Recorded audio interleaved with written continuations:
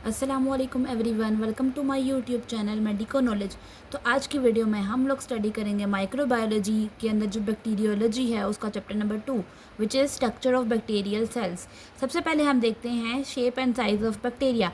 और उससे पहले मैं आपको ये बता दूं कि चैप्टर 1 की वीडियो मैं अपलोड कर चुकी हूँ। अगर आप चाहते हैं कि आप स्टार्ट से बैक्टीरियोलॉजी करें तो आप चैप्टर 1 को देख सकते हैं पहले, और फिर हम स्टार्ट करते हैं। 3 बेसिक ग्रुप्स में हमने बैक्टीरिया को देखा है, कोकाए, बेसिलाई एंड स्पायरोकिटीज़। कोकाए की शेप राउंड होती है, as you can see here कि ये राउंड शेप है। हमारे पास जो बेसिलाई हैं वो रोड शेप है, ये देखें ये रोड शेप। एंड स्पायरोकिटीज़ है स्पायरल शेप, और ये हमें कुछ स्पायरल शेप नज़र आ रही है। फिर इस तरह हमें पता चल जाता है कि बैक्टीरिया की प्लियोमॉर्फिक शेप है, यानी वो डिफरेंट तरह की शेप्स में अवेलेबल होता है। उसके बाद अगर हम कोकाए को देखें तो वो कहते हैं कि कोकाए जो है वो पेयर्स में भी हो सकता है।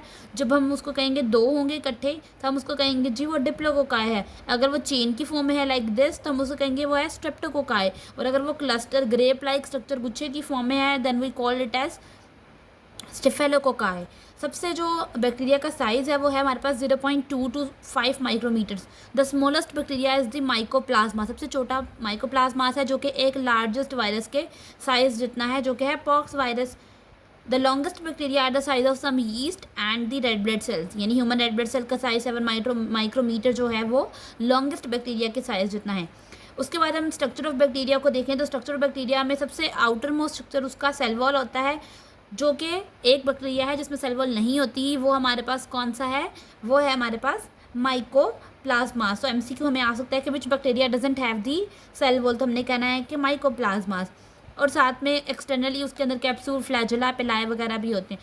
सेल वॉल जो है वो एक साइटोप्लाज्मिक मेम्ब्रेन के एक्सटर्नल होता है। If I draw the cell, और इसके अंदर यहाँ पे जो साइटोप्लाज्म है उसकी मेम्ब्रेन के आउटसाइड जो मेम्ब्रेन है वो हमारे पास सेल वॉल है, और उसके अंदर जो है पेप्टिडोग्लाइकन है। पेप्टिडोग्लाइकन का फंक्शन यहाँ पे क्या है? सपोर्ट करना और बैक्टीरिया की शेप को मेंटेन करना। अगर हम यहाँ पे डिफरेंस देखें हमारे पॉजिटिव और नेगेटिव बैक्टीरिया का, यानी ग्राम पॉजिटिव और नेगेटिव का, तो उसमें सबसे पहले पेप्टिडोग्लाइकन की लेयर जो है वो ग्राम पॉजिटिव में थिकर है। अभी हम डायग्राम भी देखेंगे इसकी। और हमारे पास जो है पॉजिटिव में ज़्यादा थिकर है as compared to the negative. उसके बाद है कि कुछ ग्राम पॉजिटिव में हमारे पास टिकोइक एसिड के फाइबर्स भी हैं, ठीक है, जबकि ग्राम नेगेटिव में कोई टिकोइक एसिड के फाइबर। देन सेकंड पॉइंट हमें क्या कहता है कि gram negative bacteria have a complex outer layer consisting of lipopolysaccharide, यानी लिपोपॉलीसेकेराइड जो कि लिपोप्रोटीन और फॉस्फोलिपिड जो कॉम्प्लेक्स मॉलिक्यूल्स हैं। और जबकि ग्राम नेगेटिव के अंदर वो कहते हैं कि हम अगर देखा जाए तो ये जो इन चीज़ों की वजह से, यानी ये जो लिपोपॉलीसेकेराइड, फॉस्फोलिपिड्स की वजह से हम इसको एक और नाम भी दे देते हैं कि भाई वो इन्वेलप्ड है, ठीक है, उसके अंदर एक इन्वेलप बना हुआ है। नेक्स्ट बात है पेरीप्लाज्मिक स्पेस की। जो पेरीप्लाज्मिक स्पेस है वो हमारे पास ग्राम नेगेटिव बैक्टीरिया में हम देखते हैं ज़्यादा उसके अंदर। और फिर हमें वो कहते हैं कि जी बी लैक्टमेस, ये जो पेरीप्लाज्मिक स्पेस है ये वो जगह है जहाँ पे एंजाइम्स जो कि जैसे कि बी लैक्टमेस वो मौजूद होते हैं, जिनका काम है पेनिसिलिन या ड्रग्स वगैरह को डिग्रेड करना। उसके बाद अगर हम थोड़ा सा और देखें इसके अंदर तो ग्राम नेगेटिव में इन्वेलप के अंदर एंडोटॉक्सिन्स होते हैं, ठीक है, और एलपीएस वगैरह होते हैं। Both gram positive and negative contain polysaccharides and the proteins on the surface, ठीक है, यानी ये जो पॉलीसेकेराइड्स हैं, जो प्रोटीन्स हैं, ये क्या काम करती हैं? दे एक्ट एज एंटीजेंस, ठीक है, और फिर इस तरह से हमें वो बैक्टीरिया को आइडेंटिफाई करने में भी हेल्प कर देती हैं। तो ये कुछ डिफरेंसेस थे हमारे पास जो पॉजिटिव एंड नेगेटिव की सेल वॉल में होते हैं। मूविंग फॉरवर्ड जो थर्ड चीज़ रह गई थी वो है प्रियॉन्स। प्रियॉन्स जो हैं वो प्रोटीन्स हैं बेसिकली, और इनका काम क्या होता है? फैसिलिटेट करना the passage of small hydrophilic molecule, यानी जो वाटर के साथ कंपैटिबल हो सकते हैं उन मॉलिक्यूल्स को सेल में जाने देना इस प्रोटीन का काम है। और ये हमारे पास ग्राम नेगेटिव बैक्टीरिया में जो है उसकी आउटर मेम्ब्रेन में प्रेजेंट होती हैं, ठीक है, ये एक इम्पॉर्टेंट पॉइंट था। और हमने कहीं जगह पे कुछ में हमने इसको ग्राम पॉजिटिव में भी आइडेंटिफाई किया है। अब हम बात कर लेते हैं cell wall of the acid fast bacteria, यानी जो एक सेल वॉल होती है उसके अंदर हमारे पास क्या क्या कंपोनेंट्स मौजूद होते हैं, क्या क्या स्ट्रक्चर्स होते हैं, वो अब हम स्टडी करने लगे हैं। माइकोबैक्टीरिया जिसको हम कहते हैं माइकोबैक्टीरियम ट्यूबरक्लोसिस, जो कि ट्यूबरक्लोसिस कॉज करता है, वो जो बैक्टीरिया है उनको हम एसिड फास्ट बैक्टीरिया कहते हैं। क्यों कहते हैं? बिकॉज जब हम उसके अंदर एसिड और अल्कोहल जो है वो ऐड करते हैं तो वो डीकलोराइज नहीं होता, वो रेजिस्टेंट होता है उससे, वो अपने ऊपर वो स्टेन वो नहीं लेकर आता, ठीक है, वो डीकलोराइज नहीं हो रहा होता। तो ये जो प्रॉपर्टी है ये इनकी क्यों है, ऐसा क्यों होता है, वो क्यों रेजिस्ट करते हैं? बिकॉज उनके अंदर बहुत ज़्यादा हाई कंसनट्रेशन है लिपिड्स की, ठीक है। सो रिमेंबर दैट के रीज़न क्या है, तो जो उनके अंदर माइकोलिक एसिड्स वगैरह, लिपिड्स वगैरह हैं, उनकी वजह से वो डीकलोराइज नहीं होते, इसलिए हम उनको एसिड फास्ट बैक्टीरिया कहते हैं।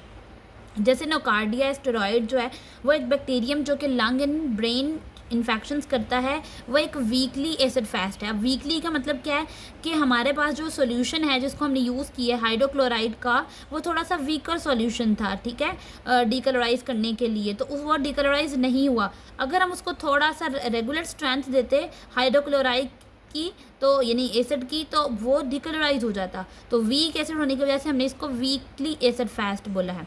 उसके बाद हम चाहते हैं आगे अब के मेन 3 कंपोनेंट जो हमारी सेल वॉल के अंदर मौजूद होते हैं, what are that main 3 components.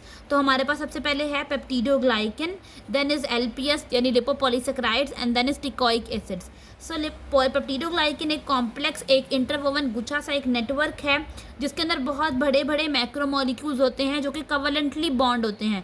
अब मैं आपको डायग्राम भी अभी दिखा देती हूँ, बट इसको पहले पढ़ लें। सिंगल कवलेंटली बॉन्ड मॉलिक्यूल्स, ठीक है, सिर्फ बैक्टीरियल की सेल वॉल में है, किसी और ऑर्गेनिज्म की सेल वॉल में नहीं होते। काम इनका है सपोर्ट प्रोवाइड करना सेल को, और उसके अगर उस टाइम उसके अंदर लो ऑस्मोटिक प्रेशर है तब भी उस सेल को मेंटेन करके रखना। उसके बाद वो कहते हैं जो टर्म पेप्टिडोग्लाइकन है, ये 2 टर्म से ड्राइव है, पेप्टाइड्स एंड शुगर्स। शुगर्स के वर्ड हम ग्लाइकन यूज़ करते हैं, so peptides and glycan make the word peptidoglycan, और इसी के लिए हम सिनोनिम यूज़ करते हैं म्यूरिन एंड म्यूकोपेप्टाइड। अब ये बने किस चीज़ से हैं, इनका जो कंपोनेंट्स है वो क्या है, N acetyl muramic acid and N acetyl glucosamine के जो मॉलिक्यूल्स हैं वो ये बनाते हैं, वो इसकी बैकबोन बनाते हैं। ये जो हमारे पास म्यूरामिक एसिड के मॉलिक्यूल्स हैं ये टेट्रापेप्टाइड के साथ जुड़े हुए हैं। अब ये किस तरह से जुड़े हुए हैं, अभी लेट मी शो यू। उससे पहले देख लें कि टेट्रापेप्टाइड के अंदर हमारे पास अमाइनो एसिड्स होते हैं, वो डी भी हो सकते हैं, वो एल भी अमाइनो एसिड हो सकते हैं, लेकिन जो मोस्ट कॉमन 2 अमाइनो एसिड्स हैं वो हमारे पास diaminopimelic acid and D alanine. These are the 2 important amino acids जो कि टेट्रापेप्टाइड के अंदर मौजूद होते हैं। अब मैं आपको दिखाती हूँ जी किस तरह से ये इंटरवोवन नेटवर्क है, किस तरह इसके अंदर मैक्रोमोलिक्यूल्स हैं जी। तो ये डायग्राम बहुत ही गौर से देखें, यू कैन सी हेयर कि यहाँ पे बहुत बड़े बड़े लार्ज मैक्रोमोलिक्यूल्स हैं जिनके अंदर एक में लिखा हुआ है NAG, that means N acetyl glucosamine, फिर एक में लिखा हुआ है NAM जिसका मतलब है एन एसिटाइल न्यूरामिनिक एसिड, ठीक है। तो ये 2 मॉलिक्यूल्स यानी बड़े बड़े कवलेंट मॉलिक्यूल ग्लाइकन चेन बना रहे हैं। वो ग्लाइकन चेन जो है वो आगे फर्दर जुड़ी हुई है टेट्रापेप्टाइड चेन से, और अभी बात की कि tetrapeptide chain is made up of amino acid and the most common amino acids are diaminopimelic acid and diaminopimelic acid and D alanine. फिर वो जो अब आप नोट करें कि ये ग्लाइकन की चेन है एंड ये ग्लाइकन की चेन है, इन दोनों चेन्स को आपस में कनेक्ट करने वाले हैं टेट्रापेप्टाइड। बट यहाँ पे एक और आपको चीज़ नजर आ रही है कि ये टेट्रापेप्टाइड और ये टेट्रापेप्टाइड इनको आपस में कुछ और कनेक्ट कर रहा है, वो है पेप्टाइड इंटरब्रिज। तो हमसे MCQ में जब पूछा जाए कि 2 glycan chains are connected by, तो आपने आंसर लगाना है टेट्रापेप्टाइड, लेकिन अगर पूछा जाए 2 tetrapeptides are connected by, then आपने आंसर लगाना है peptide interbridge. Very very important. तो this was the peptidoglycan layer, ये चेन। ये जो डिफरेंस वाली चीज़ें थी वो भी मैं आपको बता देती हूँ पॉजिटिव और नेगेटिव में। अगर इस डायग्राम को देखा जाए तो ग्राम पॉजिटिव में you can see this fibre जिसको हम कहते हैं टिकोइक एसिड, यहाँ पे कोई ऐसा फाइबर नहीं है। फिर आप देख सकते हैं कि ये जो पेप्टिडोग्लाइकन के मॉलिक्यूल्स हैं यहाँ पे इनके जो मतलब फाइबर्स हैं वो बहुत थिक हैं इन द पॉजिटिव, जबकि वो बहुत ही कम है इन द नेगेटिव। फिर आप देख सकते हैं कि यहाँ पे कोई पेरीप्लाज्मिक स्पेस नहीं है, जबकि यहाँ पे एक पेरीप्लाज्मिक स्पेस मौजूद है। साथ ही साथ आप देख सकते हैं कि हमारे पास यहाँ पे एक आउटर मेम्ब्रेन जो है वो ये देखें, ये आउटर मेम्ब्रेन मौजूद है इन द ग्राम नेगेटिव, जबकि इस तरह की कोई आउटर मेम्ब्रेन नहीं है इन द ग्राम पॉजिटिव। फिर क्योंकि जो आउटर मेम्ब्रेन है वो नेगेटिव में है तो एंडोटॉक्सिन भी सिर्फ नेगेटिव में है, इसी तरह इसमें कोई एंडोटॉक्सिन नहीं है हमारे पास। तो ये कुछ डिफरेंसेस थे जो कि पॉजिटिव और नेगेटिव में होते हैं। अच्छा, क्योंकि हम पेप्टिडोग्लाइकन पढ़ रहे थे तो हमने उसके अंदर अमाइनो एसिड्स को देखा कि हमारे पास एक है डाई अमाइनो पेमेलिक एसिड और दूसरा D alanine which is involved in the cross links between tetrapeptides, के 2 टेट्रापेप्टाइड्स को आपस में जोड़ता है ये हमारे पास ये अमाइनो एसिड्स। तो इस तरह के वो कह रहे हैं कि ये लिंक्स जो हैं कुछ हमारे पास जो बैक्टीरियाज उनमें बहुत इंपॉर्टेंट है, लाइक स्टेफेलोकोकस ऑरिस जो है हमारे पास ऑरियस, उसके अंदर 5 ग्लाइसिन की जो लिंक करते हैं वो 2 हमारे पास टेट्रापेप्टाइड्स को। तो रिमेंबर दिस, ये MCQ आ सकता है।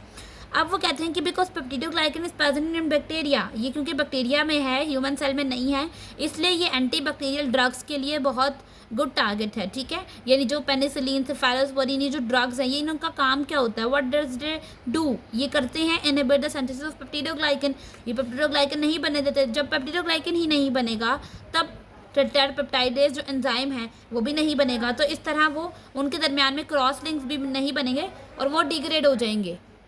जब बैक्टीरिया डिग्रेड हो जाएगा तो वो ह्यूमन के अंदर जाके कॉज नहीं कर सकेगा डिजीज़, तो हम उसको एंटी बैक्टीरियल ड्रग्स में यूज़ करते हैं, ठीक है, ताकि वो पेप्टिडोग्लाइकन को ना बनने दे on the surface of bacteria.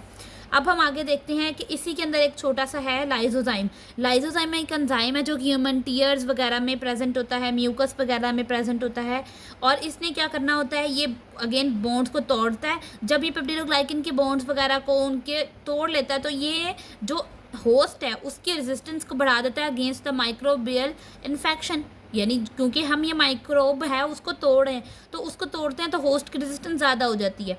अगर हम जो लाइजोजाइम एंजाइम है अगर वो उसके ऊपर एक्ट कर जाए जो बैक्टीरिया के ऊपर, तो वो उसको रप्चर कर देता है, क्योंकि वो बैक्टीरिया के अंदर वाटर एंटर हो जाता है, जिसकी वजह से ऑस्मोटिक प्रेशर के हाई होने की वजह से वो जो है वो स्वेल होकर रप्चर हो जाता है। उसके बाद अगर वो जो रप्चर सेल है उसको दोबारा से वो एनवायरनमेंट वो ऑस्मोटिक प्रेशर प्रोवाइड कर दें तो वो दोबारा सर्वाइव कर सकता है, और वो जो स्फेरिकल फॉर्म वो एक्वायर करेगा उसको हम बोलते हैं प्रोटोप्लास्ट।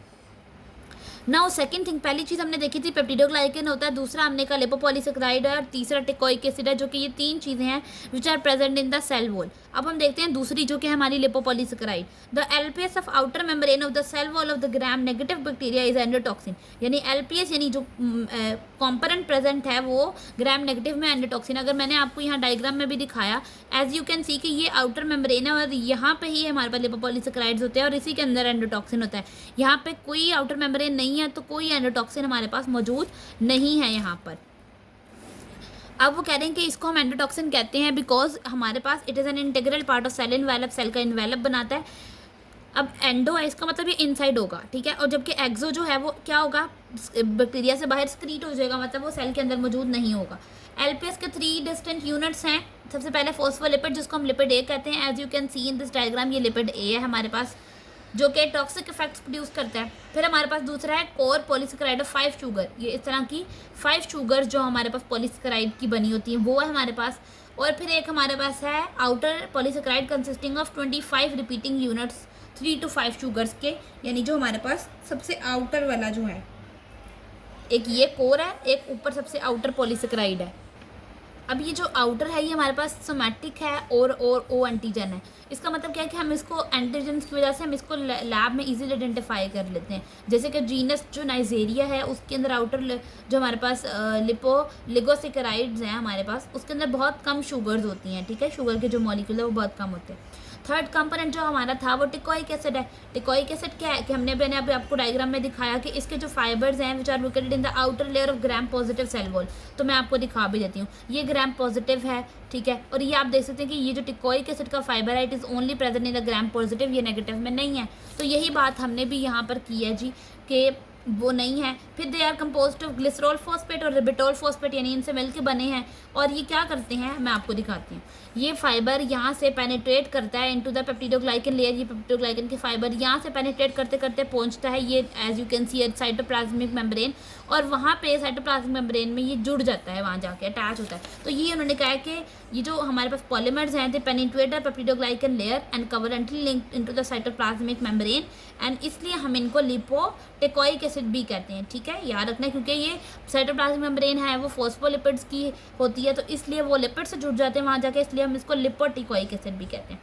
अच्छा, इनकी इंपॉर्टेंस ये है कि ये इन्फ्लेमेशन इंड्यूस करते हैं सेप्टिक शॉक वगैरह की कंडीशन में। आगे लास्ट बात इंपॉर्टेंट कि भाई ग्राम नेगेटिव में ये नहीं होते। अब ये हमने पढ़ी सेल वॉल की स्ट्रक्चर्स। अब सेल वॉल के अलावा भी बैक्टीरिया में अदर स्ट्रक्चर्स होते हैं जिनके अंदर हमारा एक है सेल की जो साइटोप्लाज्मिक मेम्ब्रेन है, साइटोप्लाज्म के अराउंड वो बनी होती है फॉस्फोलिपिड्स बायलेयर से यूकैरियोटिक सेल्स में, और जो इसका डिफरेंस क्या है प्रोकैरियोटिक और यूकैरियोटिक साइटोप्लाज्मिक मेम्ब्रेन में, कि यूकैरियोटिक मेम्ब्रेन में स्टेरोल्स होते हैं जबकि प्रोकैरियोटिक मेम्ब्रेन में कोई स्टेरोल्स नहीं होते। द ओनली स्टेरोल जो कि प्रोकैरियोटिक में हमारे पास है वो सिर्फ माइकोप्लाज्मास, यानी वो बैक्टीरिया वाहिद है जिसके अंदर स्टेरोल्स होते हैं। तो ये एमसीक्यू आ सकता है कि कौन सा ऐसा बैक्टीरिया जिसमें स्टेरोल्स होते हैं, तो यू कैन से माइकोप्लाज्मास। इसके इंपॉर्टेंट काम क्या है कि जी ट्रांसपोर्ट करना सेल के अंदर, एनर्जी प्रोवाइड करना, एंजाइम्स वगैरह की सिक्रीशंस करना। सेकंड चीज़ अब आती है हमारे पास साइटोप्लाज्म। साइटोप्लाज्म के दो रीजन्स बना दिए, एक उसका मैट्रिक्स है अमॉर्फस और एक इसका इनर न्यूक्लियोइड रीजन है। मैट्रिक्स में हमारे पास ऑर्गेनेलीज वगैरह होंगी, प्लाज्मिड्स होंगे, मेटाबोलाइट्स होंगे, राइबोसोम्स वगैरह, और जो इनर है उसके अंदर हमारे पास डीएनए होगा न्यूक्लियोइड रीजन में। राइबोसोम्स की बात की जाए तो प्रोटीन सिंथेसिस का मेजर रोल जो है वो राइबोसोम्स प्ले करते हैं। बैक्टीरिया के अंदर 70 ऐसा इन कॉम्बिनेशन ऑफ 50 एंड 30 सब यूनिट्स, और यूकैरियोट्स में हमारे पास जो है 80 हैं 60 एंड 40 के यूनिट्स के साथ। ग्रैन्यूल्स की बात की जाए तो ग्रैन्यूल्स वो चीज़ें हैं जिनके अंदर न्यूट्रिएंट्स स्टोर होते हैं, तो they are a store of nutrients. Volutin एक ऐसा हाई एनर्जी जो है वो हमारे पास मॉलिक्यूल है जो कि मेटाफॉस्फेट की फॉर्म में एनर्जी को स्टोर करता है, इसलिए हम इसको मेटाक्रोमेटिक ग्रैन्यूल भी कहते हैं। ठीक है, और ये जो ग्रैन्यूल्स हैं ये एक बैक्टीरिया जिसके अंदर बहुत ज़्यादा पाए जाते हैं जिसका नाम है क्लॉस्ट्रीडी। हमारे पास ये कॉर्नी बैक्टीरियम डिफ्थेरिया जो कि डिफ्थीरिया कोस करता है, जिसको हम खंजीर भी कहते हैं, गला भरा हो जाता है, सूज जाता है। अब आते हैं न्यूक्लियोइड पे। न्यूक्लियोइड जो है वो साइटोप्लाज्म के अंदर है जिसके अंदर डीएनए है, वो कंपोनेंट। डीएनए जो प्रोकैरियोट्स का है वो सिंगल सर्कुलर मॉलिक्यूल है, जैसे लेकिन कुछ बैक्टीरिया हैं जैसे कि विब्रियो कॉलेरा, इसके अंदर जो है वो 2 सर्कुलर क्रोमोसोम है। फिर इस तरह एक है बरीला बर्गोफ्री, इसके अंदर जो है वो लीनियर क्रोमोसोम्स है। जो अगर साइज़ की बात की जाए तो स्मॉलेस्ट जो बैक्टीरिया का जीनोम है वो 130 जीन्स का होता है, और लार्जेस्ट जो है वो 11,600 जीन्स का है, और ह्यूमन के अंदर जो है वो 25,000 जीन है। तो ये इंपॉर्टेंट पैराग्राफ है फॉर द एमसीक्यू। ठीक है, ये याद रखना है, क्योंकि बैक्टीरिया जो है वो हमें पता है कि प्रोकैरियोट और उसके अंदर कोई इतनी न्यूक्लियर मेम्ब्रेन नहीं है, कोई न्यूक्लियोलस, कोई माइटोटिक स्पिंडल, कोई हिस्टोन्स वगैरह नहीं होते हमारे पास। मूविंग फॉरवर्ड अगर देखा जाए तो प्लाज्मिड्स की बात आती है। प्लाज्मिड्स क्या हैं? ये एक्स्ट्रा क्रोमोसोमल हैं, डबल हैं, सर्कुलर डीएनए हैं, ये दोनों में होते हैं, पॉजिटिव और नेगेटिव में। एक होता है ट्रांसमिसिबल प्लाज्मिड और एक होता है नॉन ट्रांसमिसिबल। ट्रांसमिसिबल वो है जो कि कॉन्जुगेशन के प्रोसेस के थ्रू एक जगह से दूसरी जगह भेजा जा सकता है। तो ये लार्ज होते हैं क्योंकि एक जगह से दूसरी जगह जाते हैं तो साथ में अपने साथ कुछ जीन्स भी लेके जाते हैं। ठीक है, और ये इनकी 1 to 3 कॉपीज़ होती हैं एक सेल में। नॉन ट्रांसमिसिबल जो छोटे हैं और कहीं पे ट्रांसफ़र नहीं हो सकते, और ना कि ये ट्रांसफ़र होते हैं तो इसलिए ना ही ये जीन्स को कैरी करते हैं। इनके फंक्शंस क्या हैं जो प्लाज्मिड्स के? वो एंटीबायोटिक रेजिस्टेंस के लिए जीन्स कैरी करना, एक्सोटॉक्सिन्स के लिए कैरी करना, पिलाए के लिए कैरी करना, resistance to heavy metals, resistance to ultraviolet rays and bacteriocins. जो ये बैक्टीरियाज के नाम है यू कैन नहीं भी करेंगे तो कोई बात नहीं, लेकिन इनके जो नाम है ये कि ये किस किस के लिए जो है इनकी इंपॉर्टेंस है तो वो याद रख लेनी है। ये कि हमारे पास अल्ट्रावायलेट रेट, मेटल्स, ये इन सब की रेजिस्टेंस इनके अंदर कैरी करते हैं।